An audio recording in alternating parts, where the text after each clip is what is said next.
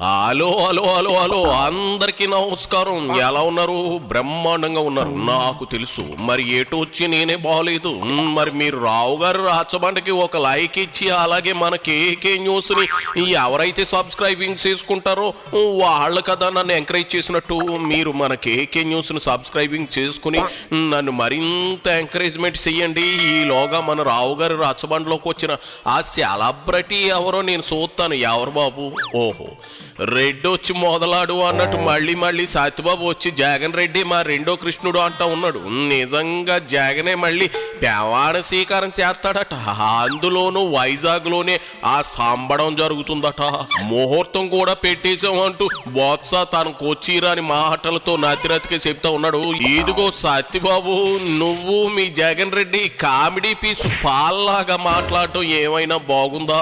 Confidence ఉండటంలో తప్పు లేదు, కానీ ఓవర్ కాన్ఫిడెన్స్ కు పోయి ఇదిగో ఓవర్ గా రెచ్చిపోయి వాగితే రేపటి రోజున ట్రోల్స్ చేసే వారికి ఆహారం అవుతారు. అయినా 3 రోజుల్లో ఆ ముచ్చట కూడా తీరబోతుంది కదా, మళ్ళీ ఎందుకు ఈ గోల? సరే వచ్చావు కదా, జగన్ రెడ్డి సీఎం అవుతాడంటావా? మేమైతే పూర్తి విశ్వాసంతో మా పార్టీ వస్తుంది. 9వ తేదీ నాడు గౌరవ ముఖ్యమంత్రిగా మళ్ళీ జగన్మోహన్ రెడ్డి గారు విశాఖపట్నంలో ప్రమాణ స్వీకారం చేస్తారు. సమయం తేదీని కూడా నిర్ణయించి మీరు అడగచ్చు, ఏంటి సార్ అంత నమ్మకం? ఎస్, 5 సంవత్సరాలు ఏదైతే ప్రజలతో మమేకమై ప్రజా అవసరాలు ఏమున్నాయో వాటికి అనుగుణంగా వారి జీవన ప్రమాణాలు పెరిగే విధంగా చేసిన ప్రతి కార్యక్రమం, తీసుకున్న ప్రతి నిర్ణయం వారి తాలూకా ఆర్థిక పరిస్థితి మెరుగుపడమే కాకుండా సమాజంలో, సంఘంలో ఒక గౌరవాన్ని కూడా ప్రతి సామాన్య పౌరుడికి వచ్చింది. దోన్నపోతి నింద్ర అంటే జున్నుపాలు అట్రమన్నాడట నీలాంటుడే. ఇది అలాగే ఉంది. ఆలు లేదు, సూలు లేదు, నా కొడుకు సీఎం అవుతాడన్నదంట. వెనకడికి ఓ పరమాణం ఉండే పతివ్రత. మళ్ళీ పతివ్రత అనగానే మీ శ్రీరెడ్డి అనుకునేవు. అలాంటి పతివ్రతలు బ్లూ టీమ్ లో చాలా మంది ఉన్నారులే బొత్స. ఏందేంది జనంతో మమేకం అయ్యారా? మమేకం అవడం అంటే కరెంట్ ఛార్జీలు 8 సార్లు పెంచేయడం, ఇసుక దొరకకుండా చేసేయడమా? లేదంటే రాజధాని లేని రాష్ట్రంగా మార్చడం, లేదంటే ప్రశాంతంగా ఉన్న రాష్ట్రాన్ని రాజారెడ్డి రాజ్యంగా మార్చడమా? అయినా ఈవీఎంలు నోరు తెరిస్తే అందరి బండారాలు బయటకు వస్తాయిగా సత్యబాబు. అప్పటిదాకా ఆగలేవా? ఆగకుండా వాగమని మీ జగన్ రెడ్డి చెప్పి పురమాయించాడా? ఏంది కామెడీ? స్వాతంత్రం వచ్చిన తర్వాత మొట్టమొదటి వ్యక్తి జగన్మోహన్ రెడ్డి, వైఎస్ఆర్సీపీ పార్టీ. ఇందులో సందేహం లేదు. ఏ పార్టీ కూడా గత 5 సంవత్సరాలు నా పరిపాలన చూసిన కుటుంబం ఎప్పుడు కూడా ఏ ఒక్కరు కూడా అడగలేదు. కానీ ఈనాడు మేము అడిగాం, చెప్పాం. ఇకపోతే విజయనగరం జిల్లాలో ఏదైతే గత ఎన్నికల్లో 9 స్థానాలు కూడా ఎరస్టోరి విజయనగరంలో మా పార్టీకి విజయం చేకూర్చారు. మళ్ళీ కూడా అదే విశ్వాసంతో ఈసారి కూడా గెలిపిస్తారనే దృఢ నమ్మకంతో ఉన్నాం. 5 సంవత్సరాలు ఈ జిల్లాలో ఉన్న ఏ అవసరం, ప్రజలకు ఏ అవసరాలు తీర్చాం. విద్యాపరంగా కానీ, వైద్యపరంగా కానీ, సంక్షేమ కార్యక్రమాల్లో దళాలు లేకుండా, మధ్యవర్తులు లేకుండా, అవినీతి లేకుండా అన్ని కార్యక్రమాలు చేస్తాం. ఇదిగో బొత్స, నీకో విషయం అర్థం కావట్లా. ఎన్నికలు పూర్తయ్యా అప్పుడే 2 వారాల పైగా అయింది. నువ్వు ఇంకా ఓట్లు అడుక్కునేందుకు చెబుతున్నా కబుర్లే చెబుతున్నావు. పాపం 3 నెలలుగా ఆ పాటే పాడారు మీరంతా.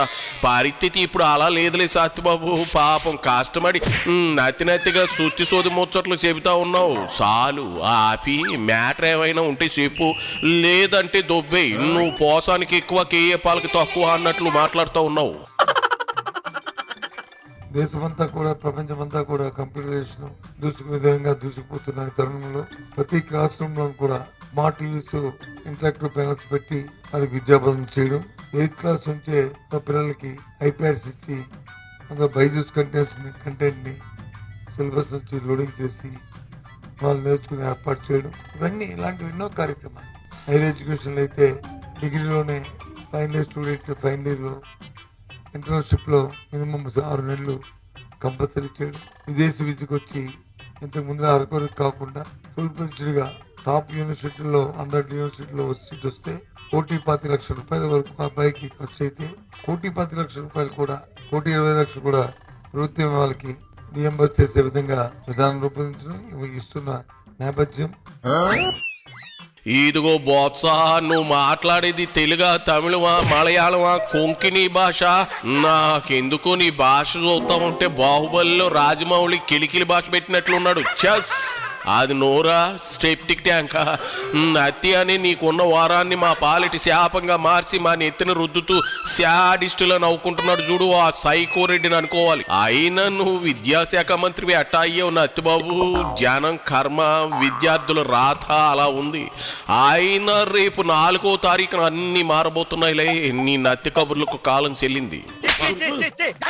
ఈ రోజు 10th class intermediate exams public exam జరిగినప్పుడు ప్రైవేట్ స్కూల్స్ కంటే గవర్నమెంట్ స్కూల్లోనే ఎక్కువ శాతం పాస్ అయ్యేటట్లు, అలాగే ప్రథమ మార్కులు కూడా వచ్చే విధంగా మన టీచర్లకి తరఫీ ఇచ్చి వారి బోధన చేయడం, వారి కృషితో ఈ కార్యక్రమం జరగడం అనేది చాలా ఆనందదాయకం. ఇవన్నీ చూసిన తర్వాతే ఇవన్నీ కొనసాగాలంటే మళ్ళీ జగన్మోహన్ ప్రభుత్వం రావాలని ప్రజలను అర్థించాం, ప్రజలకి విషయాన్ని తెలియజేశాం. వారు పూర్తిగా ఆపై విశ్వాసించారు, పూర్తిగా దీన్ని నమ్మారని ఆశిస్తున్నాం. 4వ తారీఖు నాడు లెక్కల్లో ఆ ఫలితాలు వస్తాయి. మళ్ళీ విజయనగరంలో 9 స్థానాలు కూడా తప్పకుండా మేము సాధిస్తామని. ఏంది సాధించేది చెంబులో నా తాపాళ? నేను ఒక మాట అడుగుతాది నత్తిబాబు. 30 ఏళ్లకు పైగా రాజకీయాలు చేసావు, మంత్రిగా ఎలగబెట్టావు. నీ అనుభవం ఎందుకు చెప్పు, ఏం చేసుకోవడానికి చెప్పు. ముఖంలో అస్సలు నెత్తురు సొక్కుందా? గెలిచే ముఖాలు ఇలాగే వెలవెలబోతాయా? ఇంకా నువ్వు మోసం చేసుకుంటా ఉన్నావా బొత్స? వైసీపీ దుకాణం సర్దేసే సమయం ఆసన్నమైందని నీ మనస్సుకి కూడా తెలుసు. రేపటి రోజున విజయనగరంలో వైసీపీ జెండా పీకేయడం ఖాయమని నీకు కూడా తెలుసు. ఎందుకొచ్చిన మేకపోతు గాంభీర్యం చెప్పు. చాలా అలసిపోయావు గాని ఇంటికెళ్ళి సీపు ఒక ఆపేసి బొజ్జో అమ్మ బొత్సా పో.